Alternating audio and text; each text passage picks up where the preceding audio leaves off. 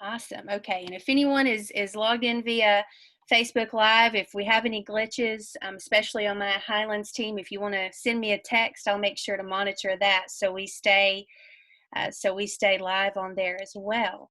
But I want to welcome everyone and say good morning and thank you for joining us today. My name is Caitlin Salyer, and I'm the Director of Workforce Development and Education for the Highlands Economic Partnership. And I would like to thank you all for joining us, whether it's via Zoom or Facebook Live, for our first ever family engagement session. So for those of you who may be unfamiliar with what these sessions have traditionally been, I'm going to give you just a quick overview so you're more aware.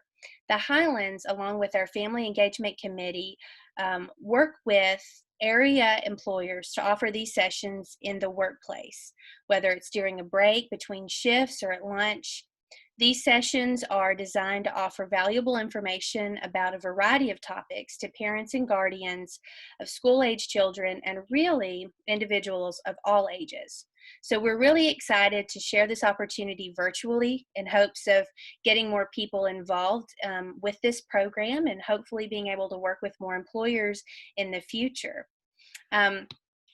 So you see here we have Miss Cynthia Putnam, who is going to be our guest speaker today. She is our first virtual guest speaker. She is the Ready to Learn project manager for our local PBS station, WCTE-TV, and the Putnam County School System. So she wears a lot of hats, and we love her very much. She's been involved with this program for several years and does a magnificent job sharing very important information in a really engaging way, which is very much needed now that we're all virtual and we can't be in person talking through things together at the same time. So we're really excited, and it just made sense to have her join us today to talk about, this very relevant topic, which is communicating with children in times of crisis. Is relevant today, but it's relevant always, because there can be things that happen at any point in our lives. So really quickly, before we get going, I want to let you know that if you want to submit any questions via the chat box on Zoom or Facebook, I'll compile those for a Q&A at the end, and we'll ask Miss Cindy any questions that you all have. So with that, I'll let Miss Cindy take it away. Oh, thank you so much, Caitlin. I'm so excited to be with you today. And normally when I'm doing parent engagement, I'm going into the places where parents work, and they're coming in and they're grabbing a lunch, and we're gathered around a table and we're talking about things that are important to them. So I thank you so much for being a part of this today. I think it's very important that we understand about our ability as caregivers, as parents, as adults who love little learners, the importance of communicating with children in times of crisis.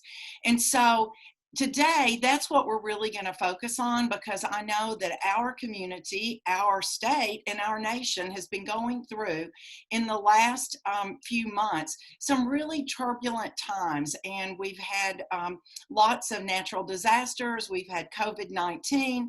We've had the racial unrest in our country. So we've just had a lot of things that could really increase your stress level and increase the stress level for your kids. So today, I want to just lead you through some steps that you can do to really equip you to help your child understand their feelings and hopefully help you understand your feelings a little bit better.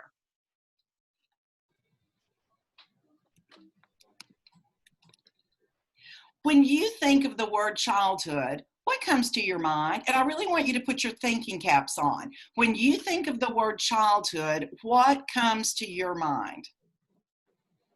And if you want to jot a few words down, that's perfectly fine. If you're taking notes, I would be so happy for you to write down some things. And like Caitlin said, if you have questions or ideas, please put those in the chat box, and we're going to try our very, very best to answer those. Someone just said fun and carefree. Someone else said fun and play. What else? When I think of summer as a child, I think of no schedule, because we were on that traditional summer schedule when I was growing up, and you got out of school around the 1st of June, and you didn't go back until the fair was over sometime toward the end of August, and then we usually started after Labor Day. But I really want you to think of the word childhood. And if we go on to the next slide, let's just look at what most of us might have experienced in our childhood. Now, that is a picture from March of 1964. I love those printed drapes, those 1950s drapes in the back. But when I think of childhood, growing up in the 40s, the 50s, the 60s, the 70s, the 80s, I think of lazy days. I think of free time. I think of playing. I think of watching cartoons. I think of one telephone that was in the kitchen at the house where I grew up. And if you were lucky, you could stretch the cord all the way across the room and get out in the utility room where the washer and dryer was and the deep freeze and have a little privacy if you wanted to talk. I think about one TV, and we only had 4 channels.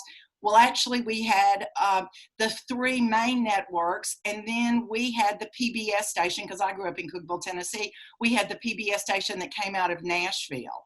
And I think about fun. I think about, Vacation Bible School and being with my grandparents and having watermelon and making homemade ice cream. And I think about all of those things. So I want you to really hold that mental image in your mind of what your childhood was like.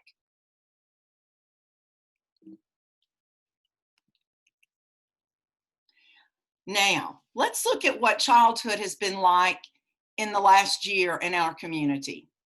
We know that people are working. We know people have busy lives. We know there had been lots and lots of activities. Kids have piano lessons and dance lessons, and they have tutoring after school, and they have leaps after school and before school program, and they have organized, sports and all those kinds of things. But suddenly, a lot of those activities vanished, and we added remote learning. We added going back to school, and all of those things, when you add those together, those really equal a lot of stress. Today, things are different. Our community experienced one of the most devastating tornadoes on March the 3rd. We went back to school briefly, and then when school closed here in our community that week of spring break, things really, really changed because of COVID-19. And suddenly the school system was trying to figure out how to roll out this remote learning. Parents weren't working. There were a lot of feelings that all of us had. We had feelings of anxiety. We had feelings of sadness. We had feelings of grief. We had feelings of loss. We had feelings of worry. I mean, suddenly we were living what most of us thought of as a really bad, scary movie. We were in the midst of this pandemic, and that really knocked us to our knees. It knocked our community to its knees because suddenly families were not being able to go to work, and everyone was staying home. And so things really, really changed. And on top of all of those new stresses, you as a parent or a grandparent or an aunt and uncle or a child care provider were going through some other stresses because suddenly you had these kids at home 24/7. So I want you to think about the last months of your life. I want you to think about the kids that you love and take care of. I want you to think about your friends, your faith-based community, your community. Have things really, really seemed different? And I wonder if you think about it and you compare this summer to the summer of your childhood, do you see a shift of just from one end of the spectrum to the other? I know I do. So let's talk a little bit about what happens to our bodies when we experience stress, because I want you as parents, grandparents, child care providers to really understand what's happening for you. And so that's going to help you better understand what's going on with the children that you love and take care of. So we know that when we experience stress, the hormone cortisol is released in the body. And that hormone, when it's released, it produces flight, fight, or freeze. Now think about that. If you are in your home and you think that someone is breaking into your home, or after the tornado, every time there was a storm warning that came across the television or it came across your weather radio, there was a little heightened sense of anxiety that you felt. So that cortisol was being released in your body. And we know that that is not a bad thing, because in that moment, that can prepare us to deal with the circumstances that we're in. And really and truly, that's kind of the way that kids feel when they're going to take a test. And I know there was a plethora of cortisol in our community this week when kids have been going back to school, those first days of school, even under a regular situation, are still exciting, but they are challenging because it's new, a new place, new teachers, new routines, new lessons, new backpacks, new, planners, all those kinds of things. Those moments can help a child because it kind of heightens you up for just a moment.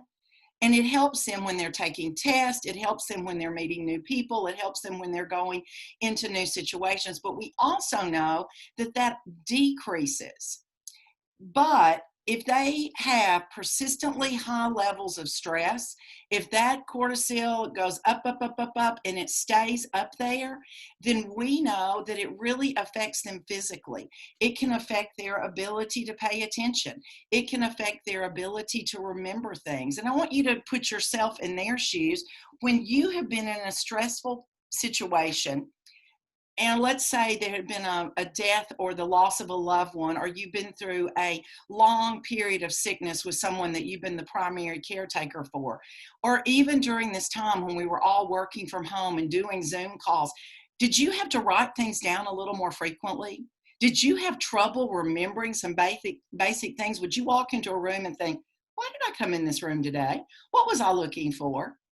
So I see a lot of you all smiling and nodding. I will smile and nod. I felt the same way, but I realize now because my body was really reacting to that stress. But the good news is there's also a hormone that our body releases that counteracts that cortisol. And that hormone is oxytocin. OXYTOCIN is how you pronounce that. And that hormone is released in our body when, and I know I'm going to make a lot of you all smile, that you look on Instagram or on Facebook or on TikTok of those little kittens that are doing cute things, or the puppy dog, everybody smiling that, that decided that they were going to mother a little kitten. When you have that oxytocin in your body, that is a really, really positive feeling. And that hormone is sometimes called the love hormone because we get that when we see someone we love. We get that when we hug someone that we love. Those hormones are being released. So you can see the family here with a new baby. And you know how it is when there's a new baby in your life. Every ooh and goo that baby makes tickles you to death, and you're giving that serve and return, and you're responding back to them. And we know that relationships, positive, consistent, caring relationships with adults can really cause this oxytocin to release in your body, and it helps produce feelings of trust, love, attachment, and safety. Now, let me ask you, isn't that what all of us have wanted our children to feel during these last few months? We've wanted them to feel like they can trust us, that they are loved, that they are attached to something that's bigger than them, and that they are safe. So let's think about our homes for just a second. And let's think about the safety precautions that we take in our home. How many of y'all have a fire alarm in your home? I see lots of heads nodding. Why do we have a fire alarm? What is the purpose of installing fire alarms in school? Why do we do fire drills? Why do we do that? Because it keeps us safe. So a fire alarm keeps us safe. It keeps your family safe. It alerts you to danger. Does it help you fall asleep when you know that when you're going to sleep, if the weather radio is on and the fire alarm, the batteries are working? Now, if the batteries aren't working, trust me, you're going to be up changing them or taking a broom and trying to beat the fire alarm off the ceiling because it makes that horribly screeching sound that won't stop. But we have a fire alarm because it's part of our plan to keep our family safe. And I know that there are statistics that say that 1 in 4 homes will have a big enough fire to necessitate calling the fire department. So it is vital that we have a working fire alarm in our house. But what about emotional fires? Think about that for just a moment. What about emotional fires?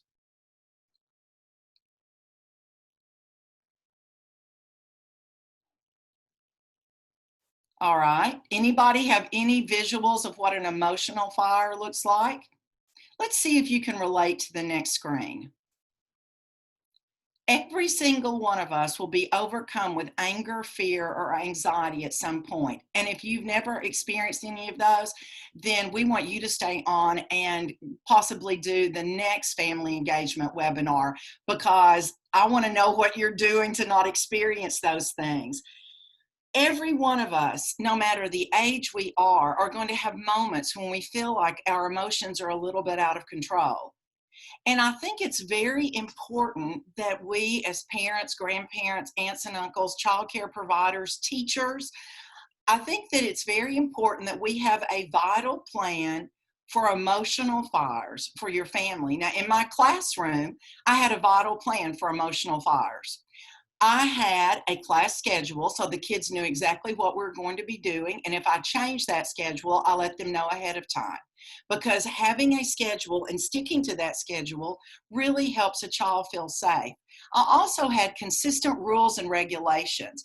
They knew that if they broke this rule, this was the consequence. And it was the same for everyone in the classroom. I didn't show favoritism to one student over the other, just like I would encourage you not to show favoritism to one child over the other when you were setting up rules and regulations for your home.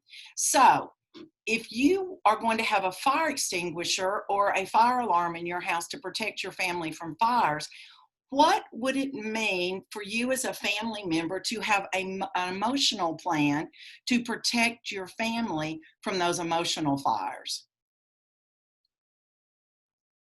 So, anybody ever felt that way? Oh, I've had moments like that. What is going on when you are feeling this way is that the part of your brain, the primal part of your brain, your amygdala, it's on fire. It's that little bitty tiny part, and I'm pointing to the screen because I want you all to see it. It's that little bitty tiny part that's embedded very, very deeply in your brain. And when you are feeling that flight, flee, or freeze emotion, that's where those signals are coming from. Now, that's a very important part of our brain, because if we're in danger, if we were faced with a forest fire, if we were in danger, or that person, like I said earlier, is breaking into your house, or traffic is really heavy and there's an accident up above or up ahead and you can't get off the interstate so the emergency vehicles can get by, your amygdala is on fire because it's thinking, okay, what do I need to do? Do I need to pull over? Can I get to the side? What can I do? Do I need to call 911? All of those things that are going on. But if you stay in that heightened sense of your amygdala being on fire all the time, it is an area called toxic stress. And we're going to talk about that in just a moment. So if your amygdala is on fire, what can you possibly do? Well, the one thing I want you to understand is that you cannot have effective problem-solving procedures when your amygdala is on fire. You just can't. All reason and logic goes out the window, and your body is reacting to the circumstance that you're in. So in true survival circumstances, if you're out hiking or walking, and I know so many of you all know we had some friendly little bears roaming around in different parts of Cookeville this summer. If you were out walking or walking your dog or riding a bike and you approach a bear, even if it's a baby bear, your amygdala is going to kick into high gear. So in true survival situations, your brain and body focuses on three things. It focuses on fighting, freezing, or fleeing. And those feelings that we have help us respond to what is going on. So let's think about family circumstances for just a moment. In a family circumstance, if those emotional fires are burning, can you flee? Can you fight? Can you freeze? And I want you to think about yourself and how you react to things with your family. But then I want you to think about the kids that you love and take care of.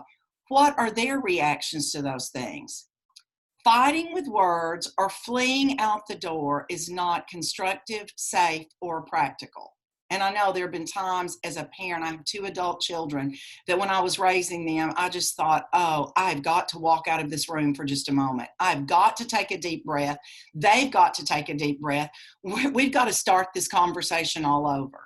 So what I would like to encourage you to do today is to create a plan for what each family member, and granted, your family members may be different ages, but I'm talking about, children from the age of probably 2 to 3 years old, all the way up to adulthood, and then our adulthood, and what kind of plan can we have? So what could each family member do if they're in a fight, freeze, or flee state of mind? What can they do? And not only what can they do, but how can we practice that during a crisis? And there are crises that are going to come. And I'm not talking about pandemics and tornadoes and things like that. I'm talking about crises that you experience in your home with your child. Just like we're having the fire alarm there for the real fires that could occur, we're having a plan for those emotional fires that could occur. And it can be big emotional fires or small emotional fires, or it can be those emotional fires that smolder over and over and over, especially if you have teenagers. Those fires smolder over and over and over because they're going to ask you a million times, why? Why do I have to do that? What did you say? But everybody else's parents let them do it, and I don't want to do it. And do I have to do this? And you feel like, a minor bird because you're saying the same thing over and over and over. But yes, those family plans can really, really help. So I love the little illustration, keep calm and chill. I think we really have to remember that we need to keep calm and chill, because it's very important for you to understand where your children take their cues about how they react in a crisis, big or small.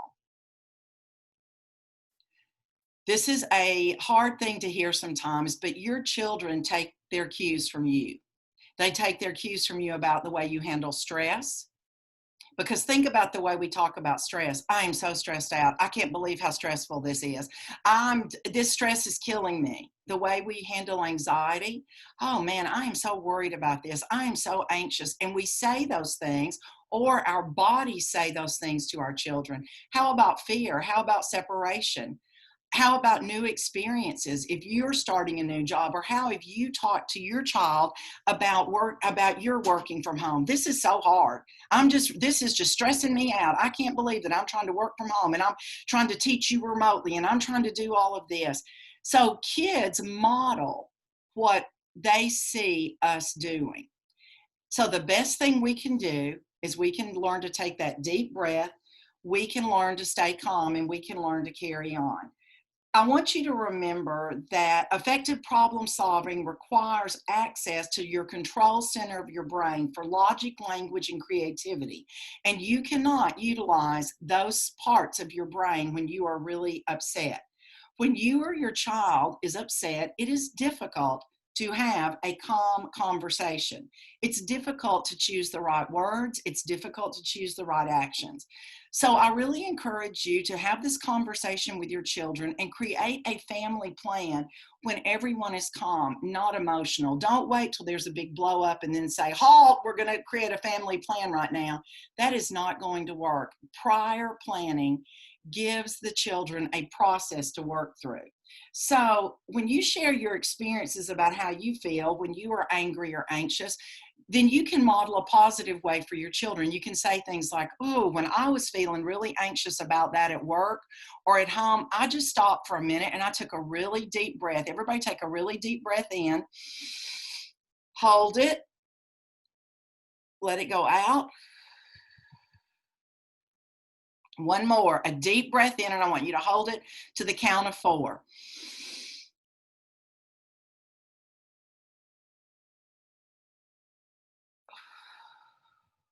And I want you to notice when you're doing that, how your shoulders lower, because you don't realize the amount of tension and stress that you hold in your shoulders. So just that act of breathing and relaxing affects your posture. So your children are seeing you in a more calm and relaxed posture. Maybe you need to walk away and cool down. Maybe you need to go to another room. Maybe you need to say to them, I'm really upset about this right now. And I realize that when I'm really upset about something, I can't really have a great conversation with you. Obviously, this is teenagers or older kids or your middle school kids. I'm just going to go in the kitchen and I'm going to calm down for a few minutes. And I want you to calm down. And then we're going to come back and talk about that. And honestly, kids love to play act. So if you come up with your family plan, why don't you practice some scenarios about what happens when, you know, somebody does something in your family that's upsetting to everyone. And it can be everything from them forgetting, you know, where they put their book bag, or not taking out the trash, or not unloading the dishwasher and it's time to eat dinner, and then or not running the dishwasher and it's time to eat dinner and there are no clean dishes. Think about that. Kids love to model, they love to play, and they love to have fun with you. So when you get that family plan simple, 2 or 3 things that you're going to do, 2 or 3 things that they are going to do, not a whole list of things, but I want you to be calm. I want you to walk away. I want you to practice deep breathing. I want you to go in your room and listen to some music for a few minutes. Any of those things that we can do to really, really help our children. Children understand their emotions and how to primarily handle them from watching you. Have you ever noticed your children yelling or using words and anger in the same way you do? When my kids were little, I can just see them. If I put my hands on my hips and scolded them about something, when their dad got home from work, they put their hands on their hips and scolded him about something. So they model exactly what we do. Modeling is a powerful teacher. Now, I just want you to know this. If there's high emotions in your household most days, most of the time, then it may be time to consider some outside intervention. Don't suffer in silence. Find someone you can talk to. There's a school counselor available, faith-based professionals, family or individual counselors. You know your child better than anyone else. I'm just going to say that again. You know your child better than anyone else. Trust your gut feelings about your child's emotional health. Trust your gut feelings. So, there is normal worry. There is normal worry as a part of child development. But how do we manage big worries? How do we manage things in kids' lives that they think are big worries? We know that if children do not learn healthy coping strategies, feelings can take them over and they can begin to turn to unhealthy coping strategies. What's a healthy coping strategy? Walking away, going to a timeout place, going to a safe place to sit and just be quiet in your home for just a moment. What's an unhealthy strategy? Throwing a fit, kicking the wall, breaking something.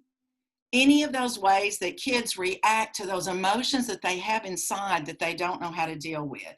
Even happy-go-lucky kids tend to worry between the ages really more of 7 and 8. That's when they really start realizing a greater understanding of the world around them, and they start to realize how much is not in their control. Now, I want you to pause for just a moment and think, what worries us as adults? Things that we don't feel like are in our control. We worry about things that we have no control over, and no amount of worrying is going to change the situation, but yet we still engage and do that. At this age, when children are about 7 or 8, there's a shift from monsters under the bed kind of worries to real life ones. Whether it's that natural disaster will strike again, and I know a lot of kids in our school system, it's going to be a challenge for them when they go back, and we practice the tornado drills and we practice the fire drills and those alarms come on. So talk to your kids about that. We do things to keep us safe and we practice those. But I also want you to remember that there are things that make kids worry. Am I going to fit in? Will I have the right kind of shoes? Will I have the right backpack? Will I make the ball team? Who's going to talk to me at lunch? What if somebody on the playground says they're not going to be my friend anymore? What if they make fun of my mask? Why do we have to wear masks? Why is my teacher in a mask? What if I see someone in my school that doesn't have a mask on? Does everyone that has a mask on have COVID-19? I mean, kids have all of these questions that we can answer for them in a very calm way that will decrease their big worries. But if you think anxiety, worry, stress is interfering with your child's ability to really function, please seek help. Please seek help. Just don't brush it off and say, oh, they've just been going through this. If it's consistent and it's happening month after month, please seek some outside help or talk to someone that can give you some guidance on possibly talking to your child and really trying to figure out what's going on. I want you to know that just like love and those good feelings that we get when we give those hugs and that positive hormones are released in us, those stress hormones are also released when we're in stressful moments. But I want you to understand that anxiety is contagious. Anxiety is contagious. You have to manage yourself first. When your child is upset or anxious, as a parent, sometimes the first thing that we want to do is to dive in and fix that problem. But in reality, if you dive in with your own stack of worries, you can and will likely escalate your child's worries. So that's because when my heart rate is raised, when I'm anxious and I'm talking a little faster than I normally talk, when I'm pacing, when I'm fidgeting around, everybody around me sees that. Even adults pick up and say, well, when I was talking to you about that, you seemed a little nervous or anxious. That gives me a check to take a deep breath and to calm down. So your child and yourself, that parent-child relationship or that grandparent relationship or that aunt and uncle relationship or that teacher-caregiver relationship, you are deeply connected in good times and in bad times. So they will catch your worries or your anxieties, and that really elevates theirs. So how do we, with our children, normalize big worries? How do we normalize these huge worries that our kids have? One of the things I'm going to really suggest is when you talk to your child, be sure and let your child know that worrying is a normal part of being human and growing up. We are not going to go through life worry-free. Everyone has worries, everyone has anxieties, everyone has fears and concerns about things. I want you to really talk about the role of stress and really check what you're saying. How many times a week are you saying to your child that you're stressed out? A friend of mine said to me last week, every time that I make a negative statement about myself, that I should follow up that statement with another statement that says, and that's exactly the way I want it. So think about this. I'm so stressed out. That's exactly the way I want it. I'm so anxious about this. That's exactly the way I want it. And if you can't say that's exactly the way I want it, then maybe what you're saying is not a positive thing for your ears to hear or for your child's ears to hear. Talk about how stress can be a positive force for keeping them sharp when they're playing a game, when they're playing a board game or they're playing outside or they're going to kick a soccer goal. That moment, that positive stress that rises up in us, that can be a positive thing, but it's going to go back down. It's not going to stay up there. So we really have to let them understand that they have to learn how to manage their stress and not let it control them. And I know a lot of you on here today are thinking, gosh, I've got a million things to do at work. I've got a million things to do at home. There's a pile of laundry. There's a grocery list. I don't know how my child is doing at school with the mask, or we chose remote learning. My child is on the bus. I'm picking up the car lines. All of those things that you're thinking about. It's really, really hard for us to normalize big worries when we're constantly in a state of worry ourselves. But one of the things that families can do is learn together. Learn together. So you can see this family out in the yard just playing and having some time outside. Nature is really, really good to eliminate stress in kids' lives and in your life. If you can go for a walk around your neighborhood, if you can ride a bike, if you can go to the park, if you can find something to do outside, it really shifts our focus. But you really have to understand what worry is really concerning your child. And so many times we make assumptions about what our children are worried about. And we come as parents and we say A, B, C, D, E, F, and we say all of these things. And the kid looks at you and is like, well, that's not what I was worried about. Or I remember when my kids were going away to summer camp, I would say something about, are you worried about being gone? Are you worried about this?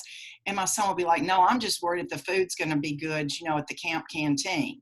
He was not worried at all about what I, as a parent, was worried about. So we have to let our kids really tell us what they're concerned about and ask them, how was your day?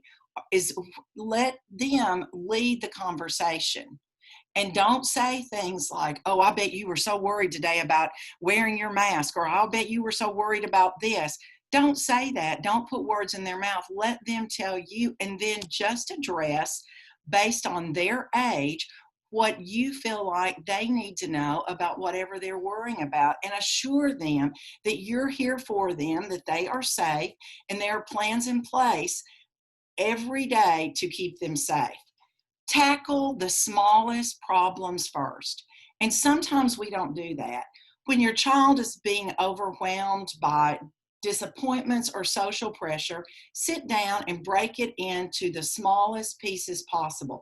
It's very much like when our kids were little and we gave them a set of blocks and they were playing with blocks. Those little tiny pieces all go together to form whatever the kids were going to make. So if you tackle the smallest increments, if you tackle the things that they are really concerned or worried about and focus on one thing at a time, how can that issue be tackled? What can we do? What can I do for you? How can you respond when that happens?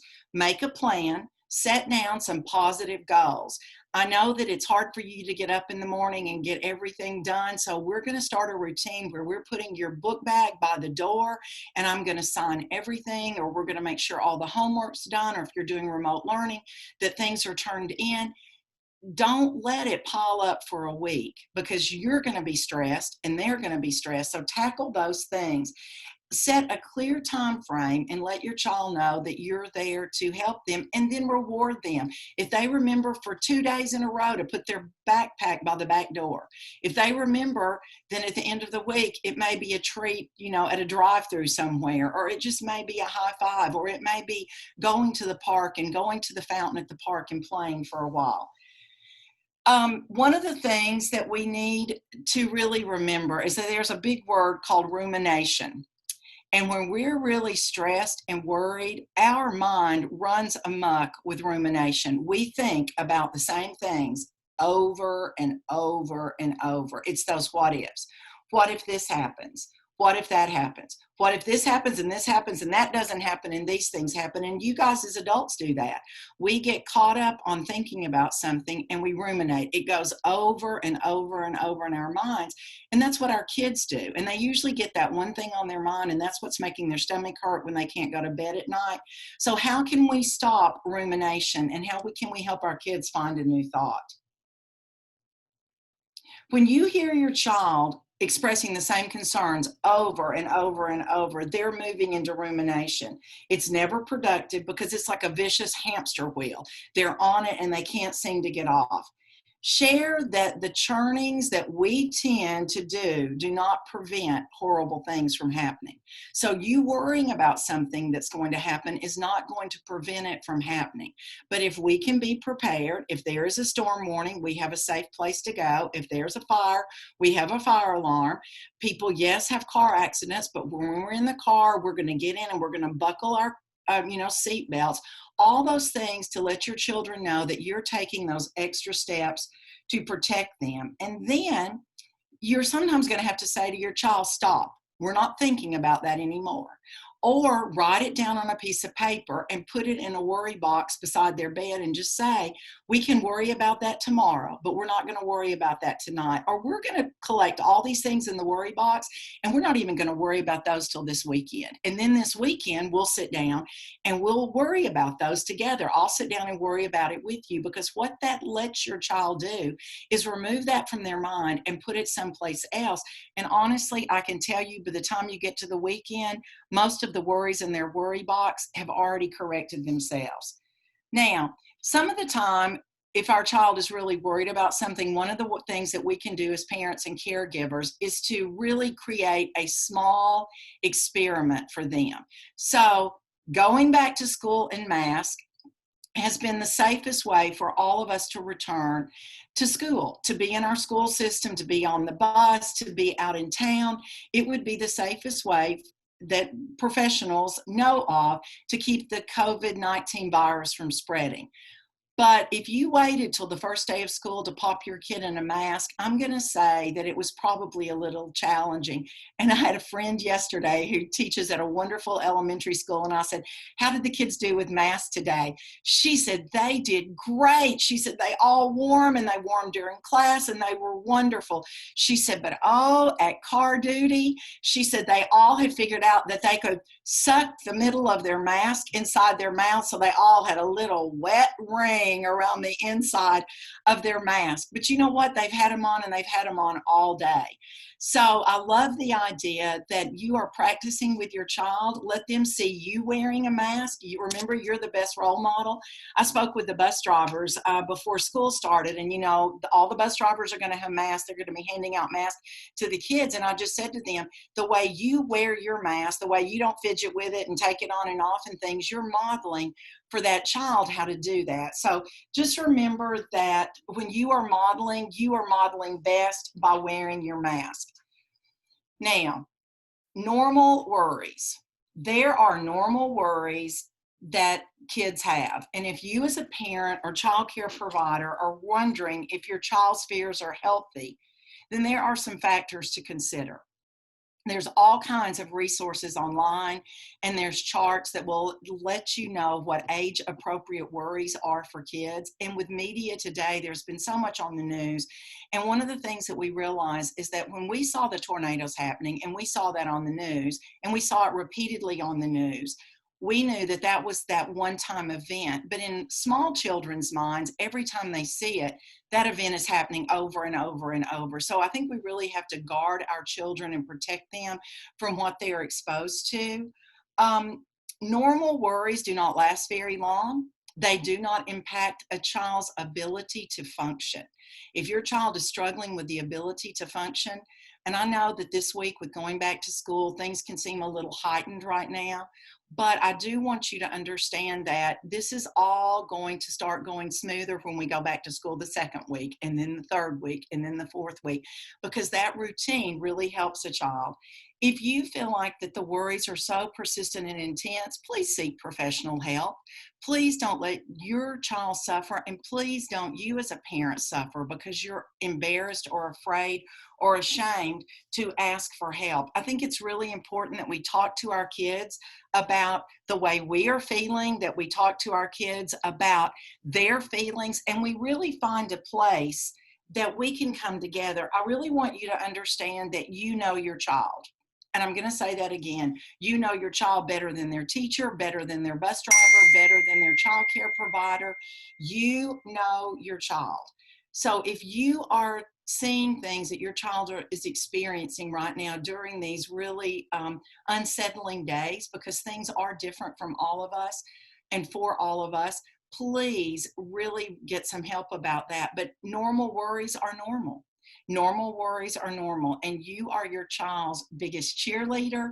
You are your child's best role model. You are your child's best support system. So we want those positive hormones to increase and flood our bodies, and we want those negative hormones to decrease.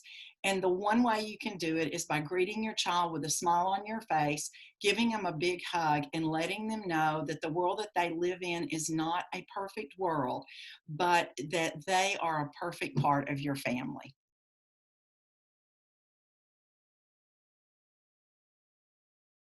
Okay, Miss Amanda, I think we are ready for our Q&A. Okay, Miss Cindy, thank you so much. You've done, oh my goodness, I needed to hear that, and I have no children. So, And I did want to say one thing, and I have a great friend who helped me. It's not cortisol, it's cortisol. So you guys could tell that I was a little nervous in making sure that I were pronouncing all these words correctly. So it's not cortisol, it's cortisol, and that's that positive hormone that we want to just flood our bodies. It's that feeling of when you get a big, big hug. absolutely. Okay, we did have a few questions to come in, a couple right now, but remember, if you all have any questions, feel free to enter them into the chat box, either on Facebook Live or on the group chat on Zoom, and we'll make sure to get to those. If for some reason we happen to have missed any, feel free to reach out to us. We will share, for those of you who have joined us, we'll share our contact information with you all so you can reach out privately if you prefer to ask questions that way.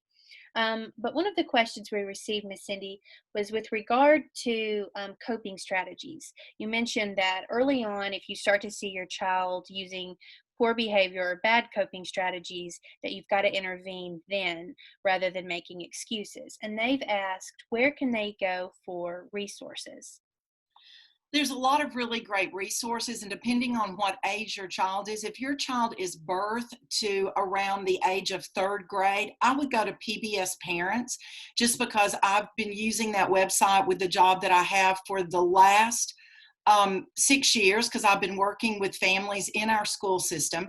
And one of the things about PBS Parents is there are all these great articles there. There's also a development tracker that you can look at. And please don't compare the way your child behaves to someone else's child, because every child's little personality is unique and different. But that will help you see if the things that your children are experiencing are appropriate. And one of the things that I know, that when children are really little and they have those little meltdowns and things, they're usually tired, they're usually hungry. That's their only way of communicating, and we've seen that parent, at a big box store, and the child is having a meltdown and the parent looks like they're having a meltdown. But that's an age-appropriate behavior for a little learner who's tired, who's hungry, who just wants to not be, shopping and wants to be home. So I think we really have to keep that in mind too when we're working with our individual children. There are great resources from Harvard School of Child Development, and all of that is online. You can watch videos about brain development. The Alberta Family Resource Center that is in Canada, it has a wealth of information, and you can Google and look at, specific topics, things that maybe I've talked about today that you want to get more information about. Thank you, Ms. Cindy. And again, we can collect all of the links and things to these resources and share them out with you as well once we close out of this session. So we definitely want to make sure we have you all armed with as much information as possible based on what Ms. Cindy shared. And then I have one more question right now that has come through, and it is, how could we encourage our children to be leaders among their peers when it comes to, and in quotations, keeping calm and carrying on? Well, I think it's really important. And one of the things that I know about the mask right now is that some of the kids that I've been working with this summer, I talked to them about they could be mask heroes, that they're a mask hero when they put their mask on correctly, that they wash their hands first, and it covers their nose and it covers, under their chin, and they leave it on and they follow directions. But I think we can also help our kids to understand that they can be calm heroes in kids' lives. Kids are great about reassuring and reaching out to each other. I know on the first day of school, when I was teaching even 4th grade, I could see on a child's face that they were anxious about, being there. And then I would see a child that seemed like they were very calm. And I would say, "Oh, Julie, can you help John?" And the next thing I know, Julie's talking to John and John's talking to Julie. And suddenly the anxious child is very, very calm. So I think you can really have that conversation, the things that we're going to be practicing at home, about taking deep breaths, about choosing our words carefully, about walking away, or, and I know it's hard if they're talking to an adult that we don't want to let them think, "Oh, you can just walk away." But you can say to that adult, "I just need just a moment to rethink, to just kind of get my thoughts about me." So I think that you could really do that. And wouldn't it be fun if we had t-shirts that said, "I'm a superhero because I stay calm and collective," or "I stay calm and cool even in a crisis"? That's a great superhero strength to have. That is correct. It definitely is. Okay, one final question just came through before we close out. It said, what are some signs of anxiety in children that may not be verbal messaging? Oh gosh, I really spend a lot of time researching about anxiety because I suffer from anxiety. And I look back now at the signs in my life as a child. over worrying about something. I mean, over worrying about it to the fact that you just talk about it. And if you're not talking about it, then what is your body doing? Are they biting their fingernails? Are they wetting the bed? Are they, reverting to thumb sucking? Are they, fidgety and anxious all the time? And I know some kids have a little bit more movement issues than others, but you know your child. Are they having outbursts? Do you see, are they just crying for no reason and you can't console them and they just keep on crying and crying? Are they dreading things? Are they, talking about when they get out of school on Friday, how they don't want to go back to school on Monday? I mean, there are so many things that we pick up on. But when you said the nonverbals, I think, not wanting to sleep, or wanting to sleep all the time can be a sign. Kids really don't know how to express how they're feeling. So all of those things are really signs to parents that your child is a little anxious about something. Think about what you do when you're anxious, and then think about the thing, do you tap your foot a lot? Do you play with your pencil? Do you, do something that you're fidgeting all the time because you're nervous, or you're not sure that you can sit still?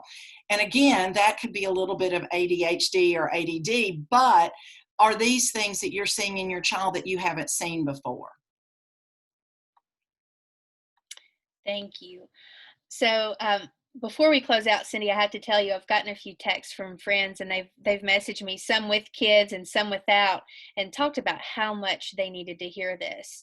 And I hope that those who've tuned in understand that family engagement sessions, they're relevant to anyone. I mean, you could apply everything that you said about worrying and working with your children to just being an adult or being anyone.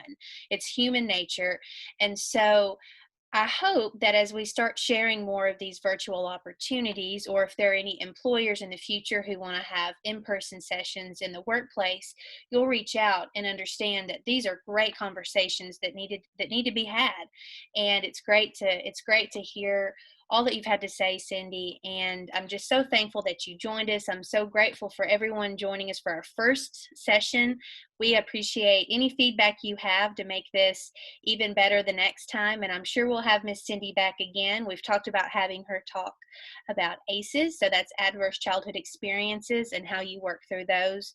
But we also do a number of sessions that are more applicable to adults as well. So anything that you're interested in hearing about, send us an email. Again, I'll share that information out whenever we close out of this session and upload our video to YouTube. We'll also share it on our social media platforms for the Highlands Economic Partnership. So our Facebook, we'll link it in our Twitter account as well as our Instagram.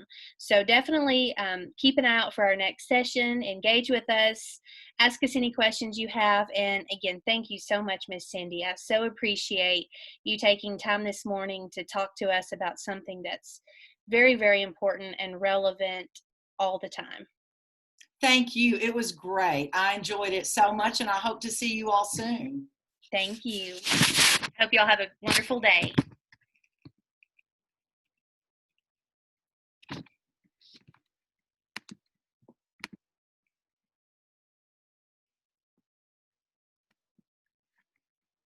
Okay.